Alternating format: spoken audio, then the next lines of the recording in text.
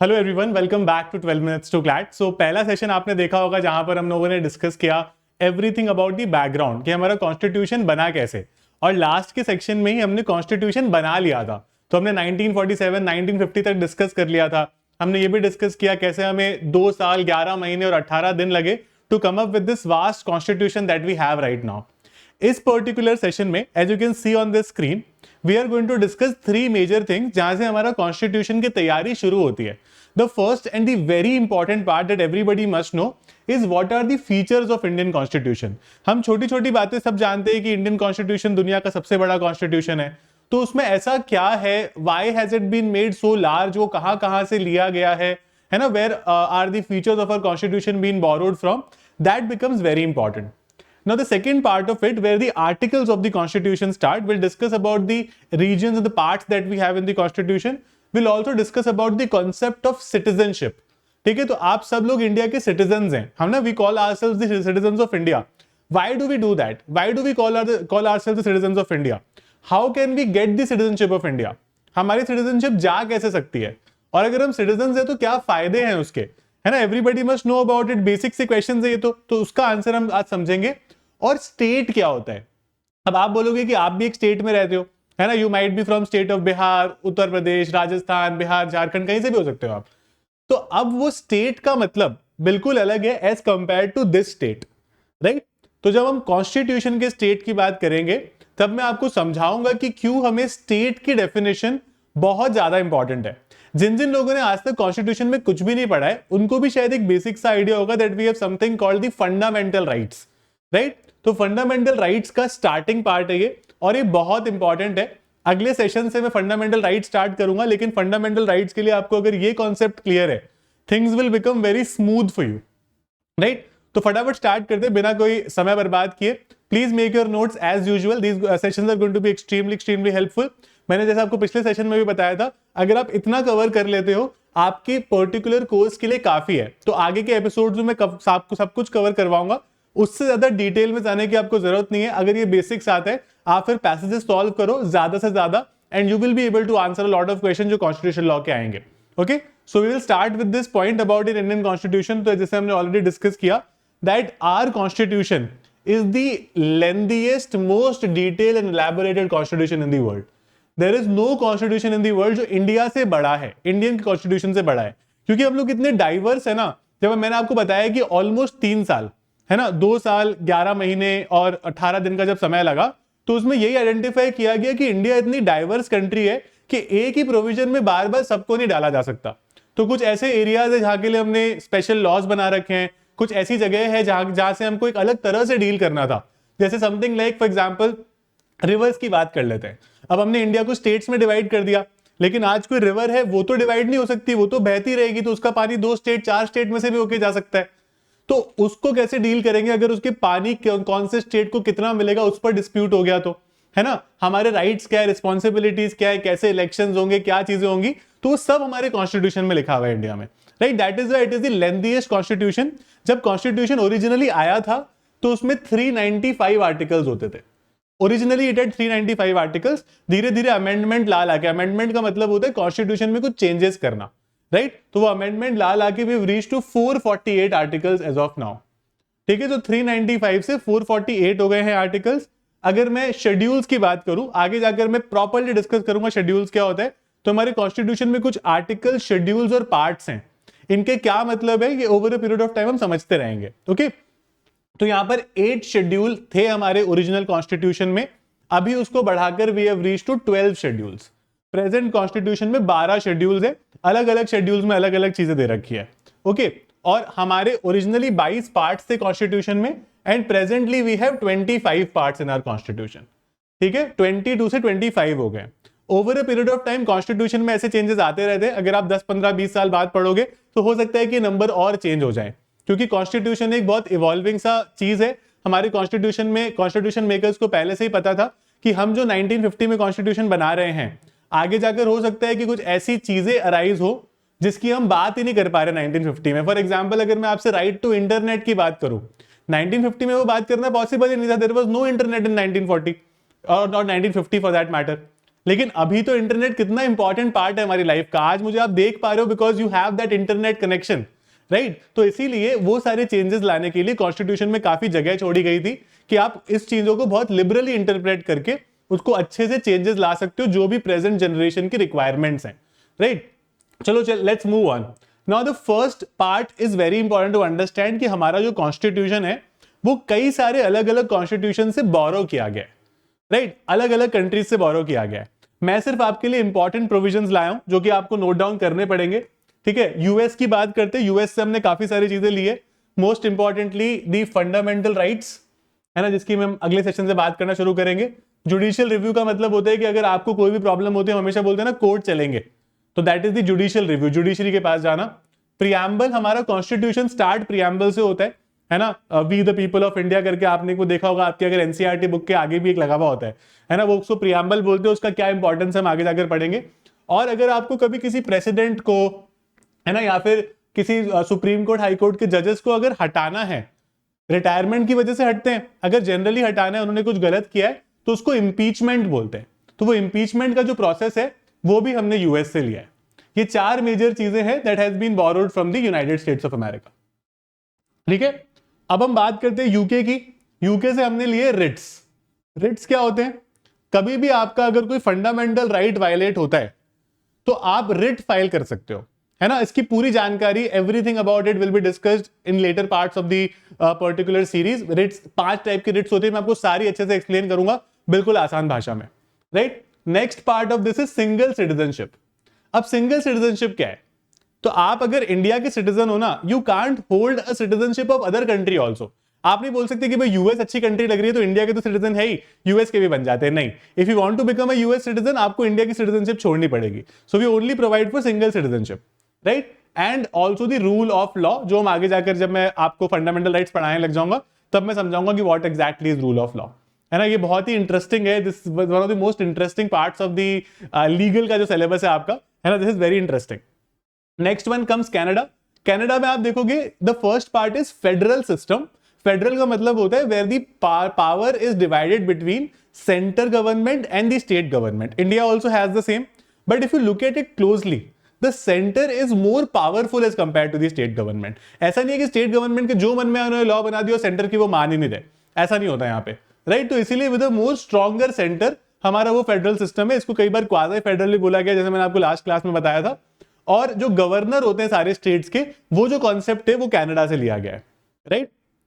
मैंने आपको last class में ये भी बताया था कि इंडिया के पास 3 लिस्टें हैं, right, centre list, state list and concurrent list.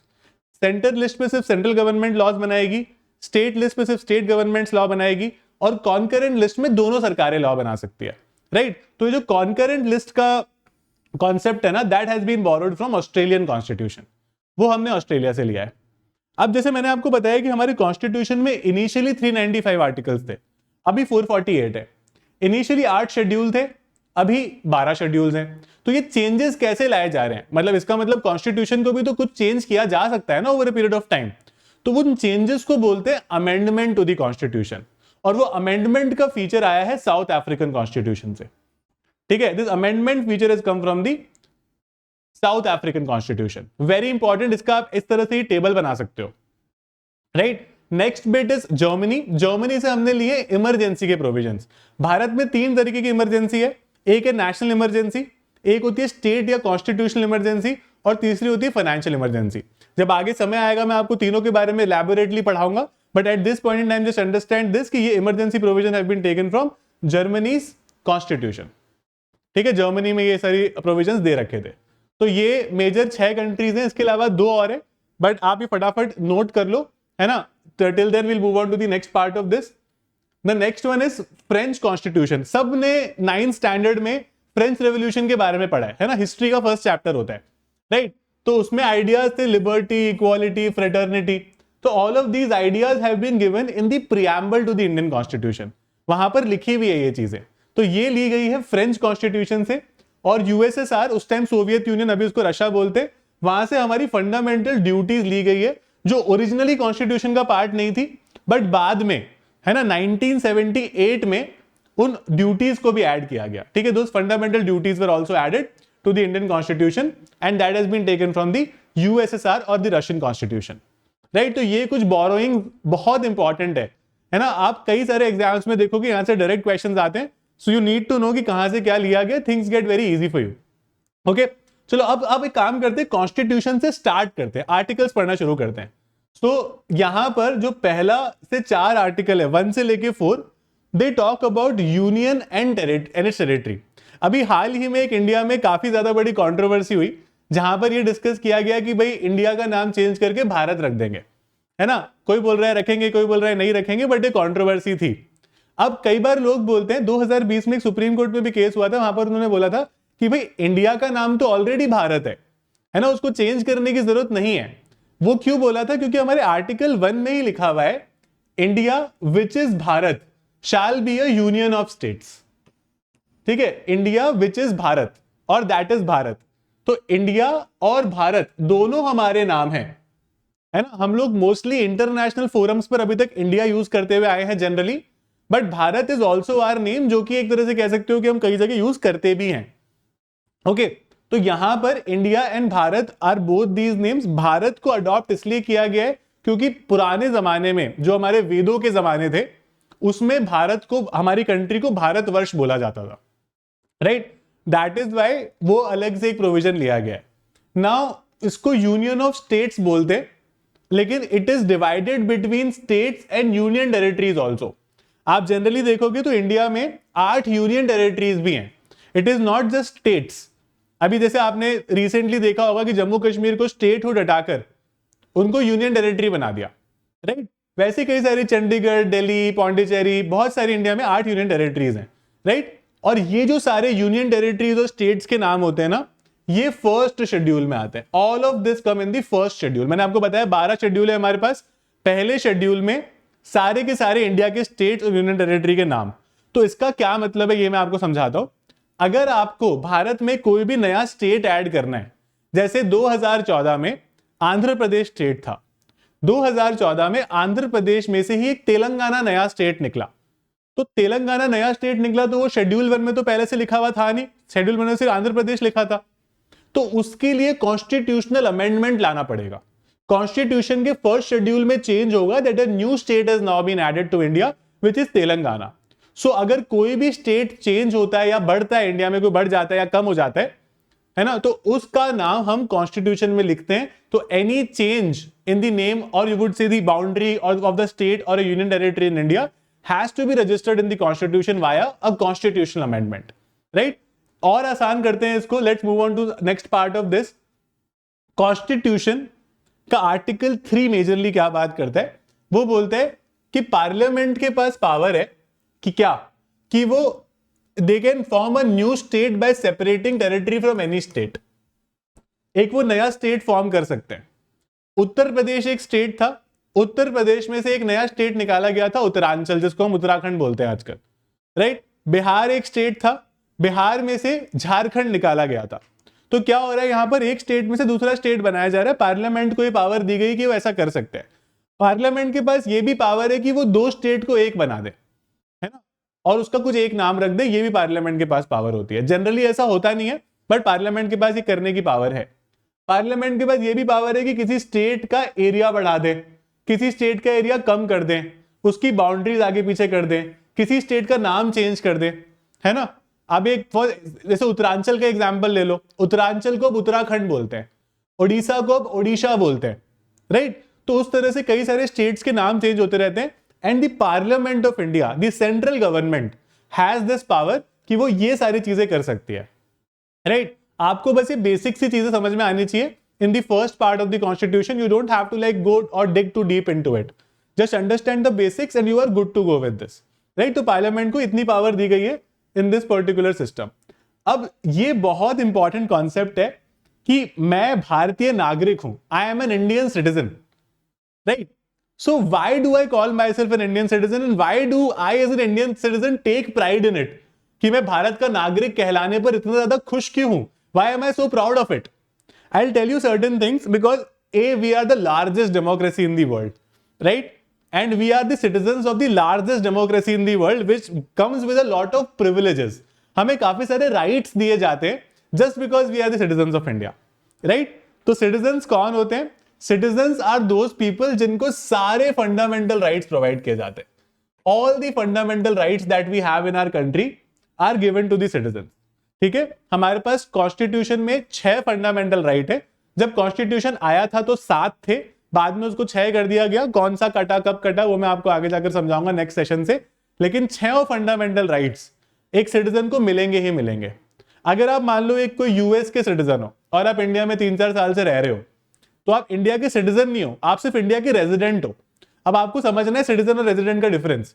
Resident वो आदमी है जो देश में रह रहा है कुछ समय से, लेकिन सिटीजन वो आदमी है जो देश उसको मानता है, वो इंडिया का पासपोर्ट होल्ड करता है. ठीक है, उसके पास आधार कार्ड है देश का, वोटिंग आईडी कार्ड है ना. वो लोग सारे सिटीजन होते हैं देश के, जिनके पास ये सारे इंपॉर्टेंट डॉक्यूमेंट्स होते हैं, राइट? तो यहां पर अगर हम क्लोजली देखें फंडामेंटल राइट्स को, some are available only to the Indian citizens. ये फायदा है मुझे. कुछ ऐसे राइट्स हैं जो सिर्फ मेरे को मिलेंगे, अगर कोई अमेरिकन इंडिया में आके रह रहा है एज ए रेजिडेंट उसको नहीं मिलेंगे. जैसे मान लो if you talk about for example article 21 right to life की बात करते हैं, आगे जाकर एक्सप्लेन करेंगे राइट टू लाइफ क्या होता है. It is only and only applicable to article 21 is applicable to both citizens as well as non citizens. ठीक है, लेकिन अगर मैं इसके साथ में से हम एक बात करते हैं कि भाई इंडिया डेमोक्रेसी है तो हमारे पास right to freedom of speech and expression है, वो सब दे रखा होता है आर्टिकल 19 में. तो ये सिर्फ और सिर्फ सिटीजन्स पर एप्लीकेबल है. ठीक है, ये तो सिटीजन्स और नॉन सिटीजन्स दोनों पर एप्लीकेबल है. ठीक है, so that's how this is done. आगे जाकर जब हम फंडामेंटल राइट्स ठीक से पढ़ने लग जाएंगे तो हम इसको और एलैबोरेटली डिस्कस करेंगे. अभी जस्ट मैं आपको एक हेड्स अप देना चाहता हूं कि कुछ फंडामेंटल राइट्स ऐसे हैं जो सिर्फ और सिर्फ सिटीजन्स को मिलते हैं, कुछ फंडामेंटल राइट्स ऐसे हैं जो देश में कोई भी रह रहा हो उनको मिलते हैं, बस अपनी टेरिटरी में होना चाहिए, इंडिया की टेरिटरी में होना चाहिए. ठीक है, तो एक सिटीजनशिप एक्ट है हमारा 1955 का, प्लीज ये नोट कर लेना. It talks about the ways in which a person can get citizenship और कैसे वो डिस्क्वालीफाई हो सकता है इंडियन सिटीजनशिप से, कैसे आपको सिटीजनशिप मिल सकती है. ये बहुत इंपॉर्टेंट एस्पेक्ट है एक, right? So the first very important way, मैं टोटल बता दूं 5 तरीके हैं इंडिया की सिटीजनशिप पाने के. 5 तरीके हैं. आप बताओ आप कैसे इंडियन सिटीजन बने? How did you become an Indian citizen? आपने तो कभी अप्लाई नहीं करा इंडियन सिटीजनशिप के लिए. You never tried becoming one. आप कभी किसी के ऑफिस नहीं गए, right? Just because you were born in India, most of you guys are Indian citizens, right? I think everybody understand that. तो यहां पर 2 तरीके के लोग होते हैं. एक होता है सिटीजन.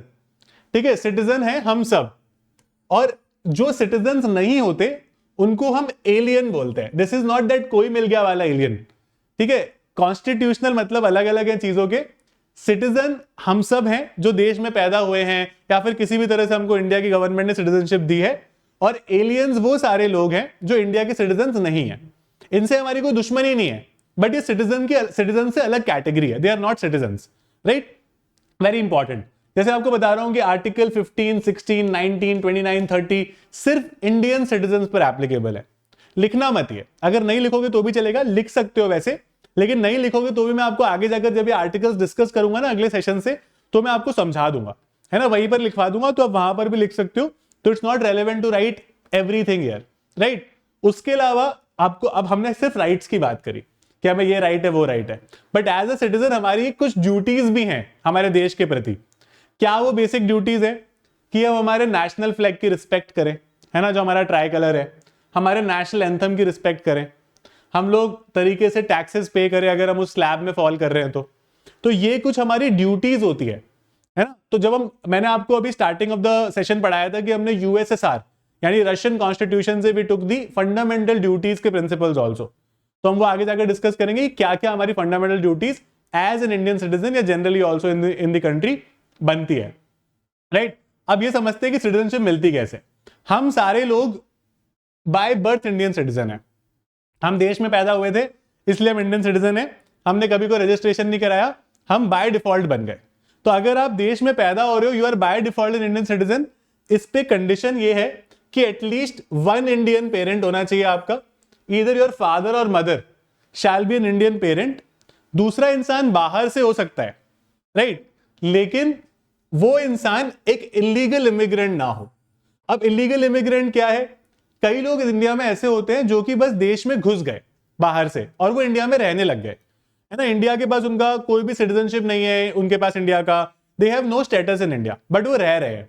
जैसे फॉर एग्जांपल से आप बिना पासपोर्ट के देश में घुस गए, आप किसी दूसरी कंट्री में जाओगे तो अपनी कंट्री का पासपोर्ट लेकर जाओगे ना, आप बिना पासपोर्ट के घुस गए, बिना वीजा के घुस गए, ये 2 डॉक्यूमेंट जरूरी होते हैं। कई बार ऐसा होता है कि आप प्रॉपर्ली पासपोर्ट वीजा के साथ में घुसे, लेकिन आपका वीजा एक्सपायर हो गया। वीजा मुश्किल से 6 महीने का मिलता है जनरली सबको, लेकिन आपका वीजा एक्सपायर हो गया और तो भी आप इंडिया में रह जा रहे हो, राइट, उन लोगों को इलीगल इमिग्रेंट बोलते हैं।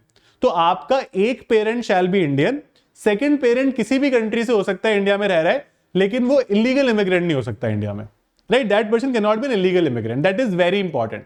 तो ये आप सबकी कैटेगरीज में आता है, if you are born after December 3, 2004, है ना, December 3, 2004 के बाद अगर आप पैदा हुए हो, तो उससे पहले ऐसा होता है कि पेरेंट्स कहीं भी हो, just because you are born in India you will be considered Indian citizen. लेकिन अभी जो नए जो बच्चे हैं, जो आपकी जनरेशन है ना, they fall under this category mostly. Okay, second होता है बाय डिसेंट। अब डिसेंट में देखा जाता है आपकी फैमिली लाइन को, राइट, इसको समझते हैं बहुत आसानी से, बिल्कुल ईजी है ये कहता है every person born outside India, क्योंकि बाय बर्थ तो होते, तो अगर हम इंडिया में पैदा होते तो बाय बर्थ बन ही जाते हैं इंडियन सिटीजन, लेकिन अगर आप देश से बाहर पैदा हुए हो तो भी आप इंडियन सिटीजन कहला सकते हो, अगर आपके बोथ पेरेंट्स और either of them is an Indian citizen. ठीक है, फर्स्ट पॉइंट ये है, आपके दोनों पेरेंट्स या फिर कोई भी एक इंसान इंडियन सिटीजन है। मान लो ऐसा होता है फॉर एग्जांपल से एक आदमी है इंडिया से, उसने पढ़ाई करी है बहुत अच्छे इंस्टीट्यूशन से, अब वो यूके में उसका प्लेसमेंट हो गया। आई एम श्योर कई आप लोग भी होंगे जो तैयारी करोगे और यूके में फॉरेन लॉ फर्म में चले जाओगे, है ना, and for example say you get married to a foreigner और an Indian there, now you have a kid, आपका वहां पर बच्चा होता है, आप चाहते हो कि यार हमारा बच्चा तो यूके में हुआ है बट हम चाहते हैं कि उसको इंडियन सिटीजनशिप मिले, तो आप बाय डिसेंट के अंडर एलिजिबल हो जाओगे। ठीक है, दूसरा पेरेंट भी इलीगल इमिग्रेंट नहीं हो सकता, जैसे मैंने आपको बताया, और इसमें एक कंडीशन है, ऐसा नहीं है कि just because your child is born there उसको आप अपने आप बोल दोगे कि भाई हमारा तो बच्चा डिसेंट से इंडियन सिटीजन है। आपको 1 साल के अंदर अंदर within 1 year of the birth of that baby you have to register with this Indian embassy. हर कंट्री की एम्बेसी होती है ना, इंडिया में यूके की एम्बेसी है, वैसे सिमिलरली यूके में भी इंडिया की एम्बेसी है। तो आपको उस बच्चे के बर्थ के 1 साल के अंदर अंदर वहां जाकर उसका नाम लिखवाना पड़ेगा, और उसको ये मतलब एक तरह से कह सकते हो कि प्रॉपरली फॉर्मली ये प्रोसेस होता है जहां से आपके बच्चे को फिर इंडियन सिटीजनशिप मिल जाएगी। That is how this works. तो डिसेंट का मतलब होता है कि भाई आपके पेरेंट्स बिलोंग करते हैं वहां से, and as a result you will also be given that citizenship, चाहे आप दुनिया के कोई भी कोने में हो। तो यहां तो हम पैदा हो गए थे, यहां पर हम पैदा नहीं हुए थे, बट हमारे पेरेंट्स इंडिया के थे, इंडिया में पैदा हुए थे, right, they were born in India, तो they were Indian citizens. Now moving ahead, third category is registration. Registration थोड़ा सा बड़ा है, राइट। अब आप बोलोगे कि सर फर्स्ट, ये जो सेकंड वाली कैटेगरी थी डिसेंट, इसमें भी तो हमने 1 साल के अंदर अंदर रजिस्ट्रेशन कराया है, वो अलग है और ये अलग है। कई बार लोग कंफ्यूज होते हैं डिसेंट में और रजिस्ट्रेशन में, तो समझते हैं कि इनमें क्या डिफरेंस है। ठीक है, तो a person of Indian origin who has been a resident of India for 7 years before applying for registration. मैंने आपको शुरू में एक एग्जांपल दिया था कि भाई यूएस का एक सिटीजन पिछले 4-5 साल से इंडिया रह रहा है, उसके पास सिटीजनशिप यूएस की ही है, बट वो रह रहा है इंडिया में। मान लो वो इंसान 7 साल तक इंडिया रह लेता है, उसके बाद में वो एलिजिबल हो जाता है कि वो रजिस्ट्रेशन करा ले इंडिया में, उसको यूएस की सिटीजनशिप छोड़नी पड़ेगी, फिर वो इंडियन सिटीजन बन जाएगा। ठीक है, that person will become Indian citizen. अब कई बार होता है, फॉर एग्जांपल मान लो कि समबडी वेंट अब्रॉड, है ना, यूएस गए कुछ साल काम करने, वहां पर उन्होंने किसी यूएस की सिटीजन से शादी कर ली। अब वो लड़की इंडिया आ गई, वो इंडिया में ही काम कर रहे हैं, दोनों जने वो इंडिया में रह रहे हैं, राइट, लेकिन वो लड़की तो यूएस सिटीजन है। अब लड़की को लगा कि मैं इतने टाइम से इंडिया में ही रह रही हूं, there is very less chance that I would settle in the US again, I would stay in India probably all my life. तो वो चाहती है कि मैं इंडियन सिटीजनशिप ले लूं, तो वो रजिस्ट्रेशन के अंडर 7 साल बाद एलिजिबल हो जाती है, चाहे वो यूएस की सिटीजन थी पहले तो भी, right. So very important, person of Indian origin who is resident of any country outside undivided India. ठीक है, इंडिया के बाहर अगर आप रहते हो, कहीं कोई भी कंट्री के, 7 साल में एलिजिबल होते हो। A person who is married to an Indian citizen and ordinarily resident of India for 7 years before applying. इसका 7 साल का सिस्टम है, ठीक है, it is a system of 7 years। वो रहेगा ही रहेगा, वो नहीं जाएगा। ओके, एंड अगर आपके माइनर चिल्ड्रन है ना, of person who are citizen of India, they can also be registered in India. अब जैसे मान लो कि मैंने आपको पिछला डिसेंट में बताया था कि आपको 1 साल के अंदर अंदर रजिस्टर करना पड़ेगा। आपने नहीं करा 1 साल के अंदर अंदर, तो आपका बच्चा यूके में पैदा हुआ है तो वो बाय डिफॉल्ट बाय बर्थ वहीं का सिटीजन हो जाएगा। लेकिन अब आप कुछ साल वहां काम करके वापस इंडिया में सेटल होते हो, तो आपका बच्चा 7 साल तक इंडिया में ही रहता है, बट वो सिटीजन यूके का है, तो 7 साल बाद आप उसको इंडिया की सिटीजनशिप दिला सकते हो बाय रजिस्ट्रेशन। ठीक है, तो रजिस्ट्रेशन में 7 साल का कॉन्सेप्ट होता है, और ये बहुत ज्यादा ऐसे नॉर्मली 7 साल तक चलता रहता है हर चीज के लिए, राइट। चाहे वो शादीशुदा लेडी हो, कोई भी आदमी इंडिया में सेटल हो गया, चाहे वो शादीशुदा हो या ना हो, लेडी भी जरूरी नहीं she is married, she just likes India, she start staying in India, है ना, तो 7 साल बाद एलिजिबल हो जाती है। अब एक अलग कैटेगरी है कुछ ऐसे लोग जो अपनी फील्ड्स में महारथी होते हैं, कि भाई साइंस में, है ना, किसी तरीके की टेक्नोलॉजी में, और इस टाइप की चीजों में अगर वो बहुत अच्छा कर रहे हैं। जैसे इंडिया के एक नोबल लॉरेट है मदर टेरेसा, सबको मदर टेरेसा का नाम पता है। Mother Teresa was born in this country called Yugoslavia. Yugoslavia तो अभी कंट्री भी नहीं है, उसके भी सारे स्टेट्स अलग अलग हो गए, बट यूगोस्लाविया की वो ओरिजिनल सिटीजन थी, but she stayed in India through most of her life, है ना, उनका इतना नाम है। अगर आपसे कभी कोई इंडियन के नोबल लॉरेट के नाम पूछेगा, आप मदर टेरेसा का नाम भी बताओगे। क्यों? क्योंकि bye naturalisation she became an Indian citizen. तो इसमें क्या कैटेगरीज हैं मैं आपको समझा देता हूं। A person can acquire citizenship by naturalization if he or she is ordinarily a citizen of 12 years. आप 12 साल भारत के सिटीजन हो, और 12 साल तो हो ही हो। इसमें कैटेगरी ये है कि 12 साल में से 12 साल आप इंडिया के रेजिडेंट हो, और उसमें से आप 11 साल, तो उसके बाद में जो लास्ट के जो 11 साल है ना, तो throughout 12 month preceding the date of application. अब ये कई लोगों को समझ में नहीं आया होगा, let me help you understand this as well. देखो 12 साल से मैं इंडिया का सिटीजन हूं, ठीक है, मेरे को 12 में से करीब 7 साल I have to stay in India, ठीक है, 7 out of 12 years I have to stay in India, okay. लेकिन जो लास्ट 11 मंथ्स है ना, लास्ट 12 मंथ्स, लास्ट पूरा 1 साल, लास्ट 12 महीनों में से मेरे को 182 डेज इंडिया में रहना पड़ेगा, okay. Do you understand this? एक रेजिडेंट वो होता है जो ऑर्डिनरली किसी कंट्री में 182 डेज रहता है, तो इसकी रिक्वायरमेंट है कि भाई आप 7 साल तक एक ऑर्डिनरी सिटीजन की तरह रह रहे थे in the last 12 years India में। लेकिन अगर इसको 2 पार्ट में हम डिवाइड करें, तो आपको 6 साल आउट ऑफ 11 रहना है, और जो लास्ट का ईयर है उसमें तो आपको इंडियन सिटीजन रहना ही रहना है, इंडियन रेजिडेंट रहना ही रहना है, तो आपको सिटीजनशिप मिलेगी। तो रेजिडेंट कौन होता है? जो 1 साल में 182 डेज रहता है किसी कंट्री में, है ना, that person is called an ordinarily वो इंसान रेजिडेंट होता है। 1 साल में 365 दिन होते हैं, तो उसको ऑलमोस्ट आधा है ये, राइट। तो that is how the system works. लेकिन सिर्फ ये नहीं है, ऐसा नहीं है कि हर किसी को मिल जाएगी ऐसे, फिर तो आप बोलोगे कि सर 7 साल में तो डायरेक्ट ही मिल रही है रजिस्ट्रेशन से। नेचुरलाइजेशन सिर्फ उनके साथ ही होता है जो एक 3rd शेड्यूल है हमारा सिटीजनशिप एक्ट का, इसमें कुछ क्वालिफिकेशंस दे रखी हैं कि आप अपनी फील्ड में बहुत अच्छा कर रहे हो, है ना। जैसे मैंने आपको मदर टेरेसा का एग्जांपल दिया, वो पीस एक फील्ड दे रखी है उसमें, साइंस एक फील्ड दे रखी है उसमें, तो उसमें आप अगर बहुत अच्छा कर रहे हो, you will become citizen bye naturalisation, ठीक है, आप अप्लाई कर सकते हो। मदर टेरेसा का मैंने आपको एक प्राइम एग्जांपल दे दिया इसमें, okay. So this is also a different kind of citizenship that you get when you are somebody who is extremely renowned in your respective field, है ना, चाहे वो इकोनॉमिक्स हो, पीस हो, साइंस हो, कुछ भी हो। तो this is also a kind of citizenship that you can get. 2019 में जो सिटीजनशिप अमेंडमेंट एक्ट आया है, उसमें कुछ चेंजेस किए गए हैं। इस 7 की जगह for those countries which is Pakistan, Bangladesh, Afghanistan, है ना, उनके जो कुछ से नॉन मुस्लिम लोग हैं, उनके लिए 5 इयर्स कर दिया गया है, ठीक है। It has been brought down to 5 years for these countries only, ठीक है, for the non Muslims of these countries, है ना। उसमें एक्ट थोड़ी सी कॉन्ट्रोवर्शियल थी, तो उसमें हम कॉन्ट्रोवर्सी में नहीं जाएंगे, but this is the change that has been made here, okay. Moving ahead, last part which is incorporation of a territory. किसी भी वजह से, मान लो आज इंडिया की एक नेबरिंग कंट्री है बांग्लादेश, इंडिया और बांग्लादेश ने एक अग्रीमेंट किया कि भाई एक पर्टिकुलर एरिया है वो हमेशा से बांग्लादेश में रहता है, लेकिन अब वो इंडिया का पार्ट बन जाएगा, राइट। तो जो उस पार्ट में जो लोग रहते होंगे ना, वो सब इंडियन सिटीजन बन जाएंगे। कभी कभी कोई ऐसा होता है कि आप किसी कंट्री से वॉर पे चले जाते हो, तो वॉर में जो एरिया आप जीतते हो वो आपका बन जाता है, तो उसके जो भी लोग होंगे ना, वो आपकी कंट्री के सिटीजन बन जाएंगे, right. So bye incorporation of a territory also citizens बनते हैं, राइट। ये सबसे जो कुछ से कम यूज तरीका है ऑब्वियसली रिसेंट टाइम्स में। तो सबसे most of the Indians that जो कुछ most of people are listening to me right now, we are already citizens by birth, है ना। लेकिन registration, naturalisation, descent, incorporation of a territory, ये 5 तरीके होते हैं।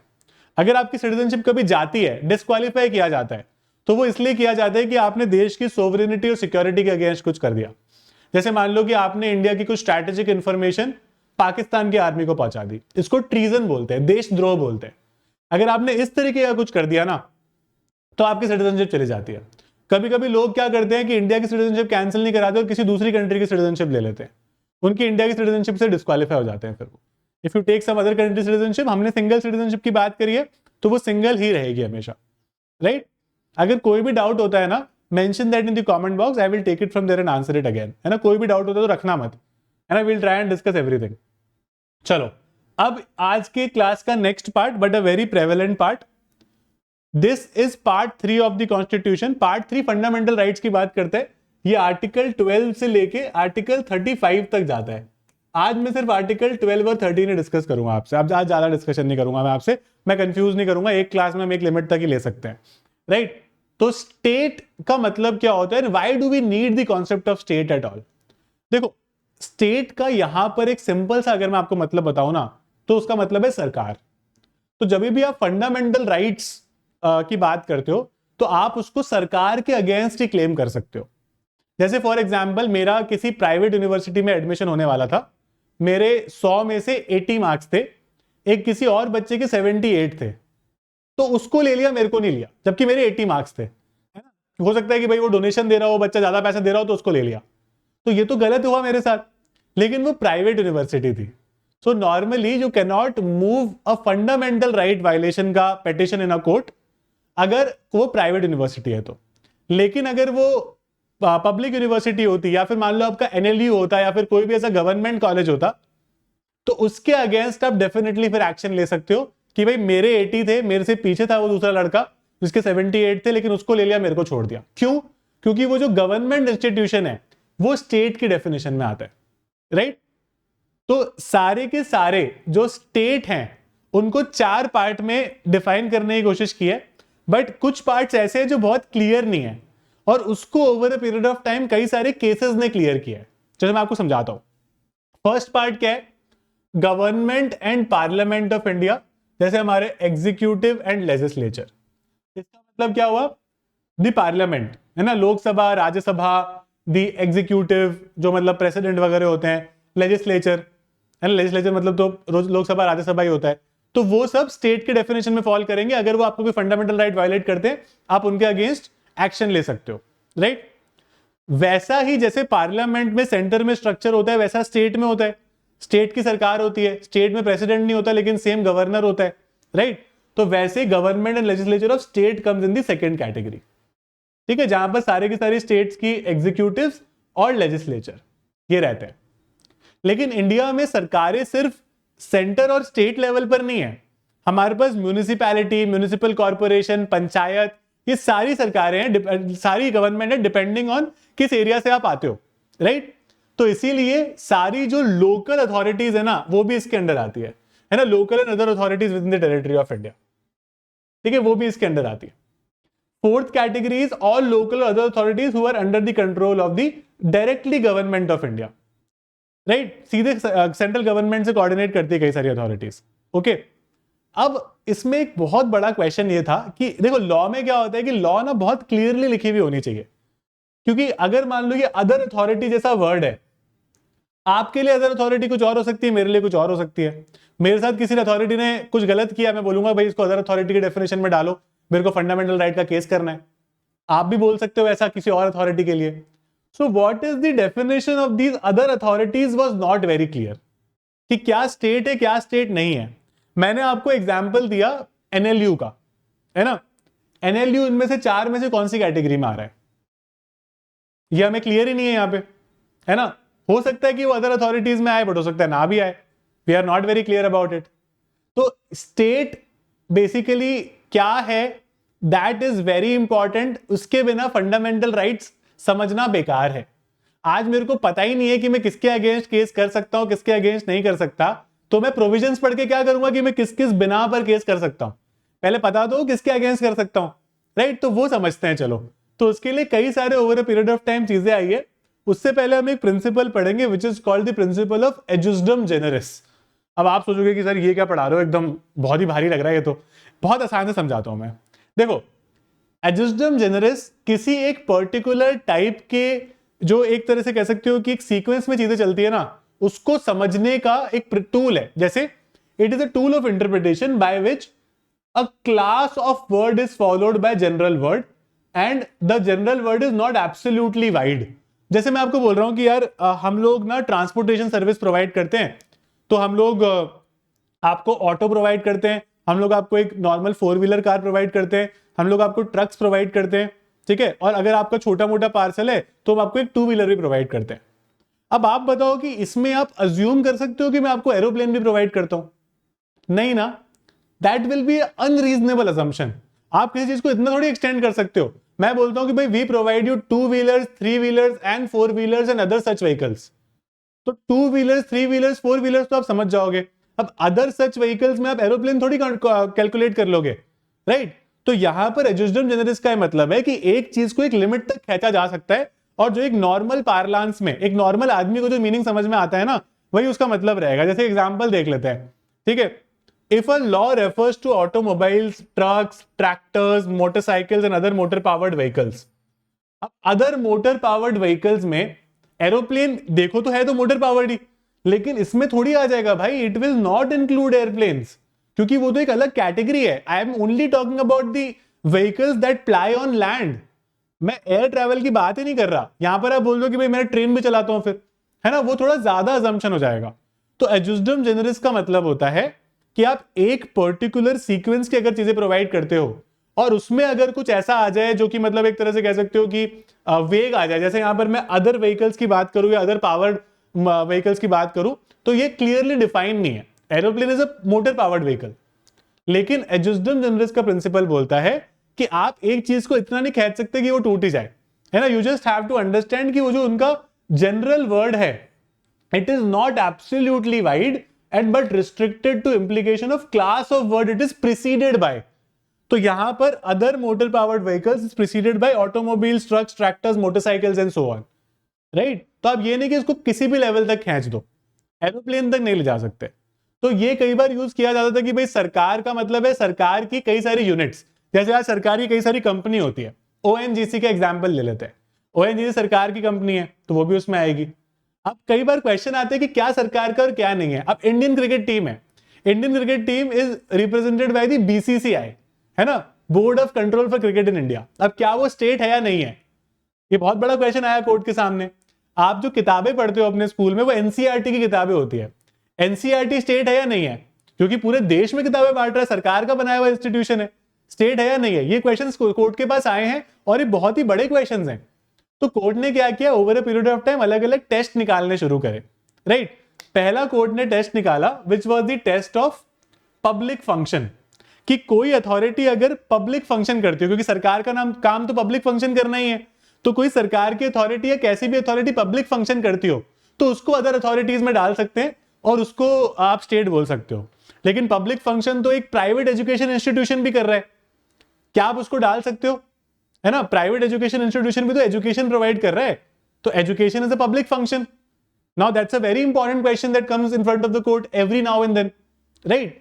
तो यहां पर एक केस आया था, सुखदेव सिंह वर्सेस भगत राम सरदार।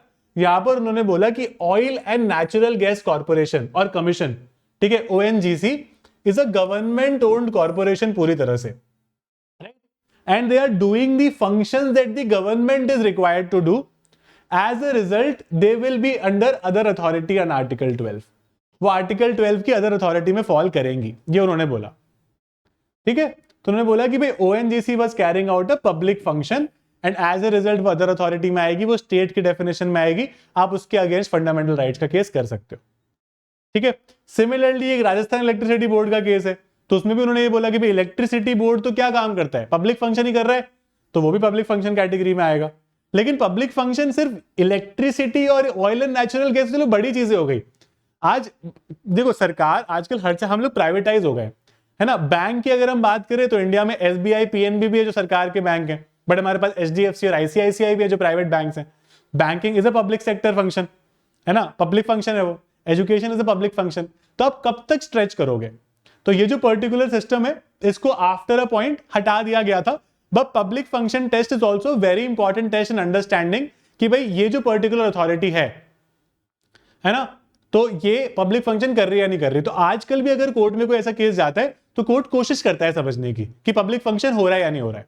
ओके, उसके बाद में नेक्स्ट टेस्ट आया कि भाई गवर्नमेंट के फंड्स आ रहे या नहीं आ रहे इस पर्टिकुलर कंपनी या पर्टिकुलर अथॉरिटी के पास, राइट। तो यहां पर क्या हुआ, एक प्राइवेट एजुकेशन इंस्टीट्यूशंस भी अगर सब्सटैंशियल फाइनेंशियल एड सरकार से आ रहा है उनके पास, अगर वो फाइनेंशियली गवर्नमेंट उनको फंड कर रही है, तो एक अजय हासिया वर्सेस खालिद मुजीब एक केस था, उसने बोला था कि these institutions are held to be discharging public function and were therefore under writ jurisdiction. Public function plus obviously government funded, सरकार का पैसा आ रहा है, कई सारे प्राइवेट इंस्टीट्यूशंस ऐसे होते हैं जिसको गवर्नमेंट फंडिंग मिलती है, राइट। तो they will come under the category of other authorities and they will be considered state, और उसके अगेंस्ट आप फंडामेंटल राइट्स का पिटिशन डाल सकते हो। एक प्रदीप कुमार विश्वास करके एक केस आया। अब यहां पर क्या हुआ, यहां पर एक पर्टिकुलर अथॉरिटी है called the Indian institute of chemical biology. Indian institute of chemical biology नाम से पता चल रहा है कि सरकार का पैसा आता होगा। अब इसको यूज करके NLUs, IITs, है ना, IIMs, NITs, जितने भी इंडिया में इंस्टीट्यूशन है, निफ्ट, कोई भी एम्स, कोई भी इंस्टीट्यूशन की बात कर लो, all of them will fall under the definition of state. इसलिए मैं आपको स्टार्टिंग में कह रहा था कि हम लोग NLUs के अगेंस्ट केस कर सकते हैं because it is a part of state, it is a government funded organisation. उसको चाहे अपने डे टू डे फंक्शनिंग की ऑटोनॉमी मिलती है कि आप अपना कोर्स खुद से सेट करो, है ना, आप मतलब अपना नंबर ऑफ स्टूडेंट्स कितने लेने हैं वो सेट करो एंड ऑल ऑफ दैट। लेकिन अल्टीमेटली क्या हो रहा है, पैसा कहां से आ रहा है? सरकार से। बनाया कैसे गया है? वो सरकार की एक लॉ के अंडर बनाया गया है वो, है ना, it has been made by a law of the state legislature, right. हर NLU की अगर आप बात करोगे ना तो एक स्टेट की एक लॉ आई थी हर NLU की, उसके अंडर ही बना है वो। तो that is why it falls in the category of state. इसके अलावा एक और यहां पर एक बड़ा सा केस आया था विच इज आपको ना, अच्छा बाय द वे किसी भी केस का नाम याद नहीं करना है ना, nobody is asking you to remember the name of the case. मैं सिर्फ आपको कॉन्सेप्ट समझाने की कोशिश कर रहा हूं, इसलिए मैं आपको थोड़े से केसेस पढ़ा रहा हूं। क्लैट या कोई भी एग्जाम आपसे कभी भी केस का नाम नहीं पूछेगा। अगर आप क्लैट PG के लिए प्रिपेयर कर रहे हो, which is post graduate LLM के लिए प्रिपेयर कर रहे हो, तो आपको केस के नाम याद रखने, अदरवाइज नहीं रखने, ठीक है, otherwise you don't need cases. Okay, तो this is Ramanna Dayaram Shetty versus International Airport Authority of India. अब यहां पर अदर अथॉरिटी क्या होगा क्या नहीं होगा, इसके लिए कुछ गाइडलाइन सेट आउट की गई। क्या?